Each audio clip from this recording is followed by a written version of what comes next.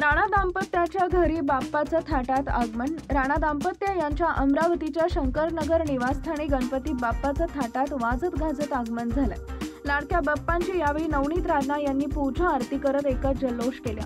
गेल्या 12 ते 13 वर्षापासून आमच्या घरी बाप्पाचं आगमन होतं। घरात अतिशय आनंदाचं उत्साहाचं वातावरण असतं। गणपती बाप्पा सगळ्यांनी सुखी समाधानी ठेवेल, विघ्न दूर करेल। तर केंद्र व राज्य सरकार शेतीच्या पाठीशी आहे, शेतकऱ्यांच्या पाठीशी आहे, त्यामुळे शेतकऱ्याला सरकार मदत करेल अशी ग्वाही माजी खासदार नवनीत राणा यांनी यावेळी दिली आहे। पुन्हा राज्याचे मुख्यमंत्री देवेंद्र फडणवीस व्हावे अशी मागणी सुद्धा बाप्पाकडे करण्यात आली आहे।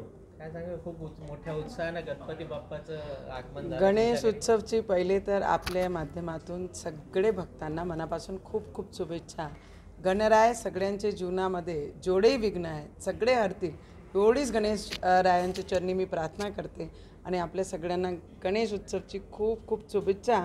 आणि सगळे याच उत्साहाने दरवर्षी आम्ही गेल्या 13-14 वर्षापासून आपले घरात स्थापना करतो आणि जिथे जिथे आम्ही जातो ते खूप उत्साह आपली पिढीमध्ये आणि आपली जी संस्कृती आहे ते सगळे जपण्याचा प्रयत्नही सुद्धा करतात आणि खूप उत्साहाने महाराष्ट्रामध्ये आणि प्रत्येक ठिकाणी अब्रॉडमध्ये सुद्धा जेव्हा आम्ही व्हिज्युअल पाहतो तर तिथेही सुद्धा एवढेच उत्साहाने गणेशरायाचं स्थापना होते आणि विसर्जन होते।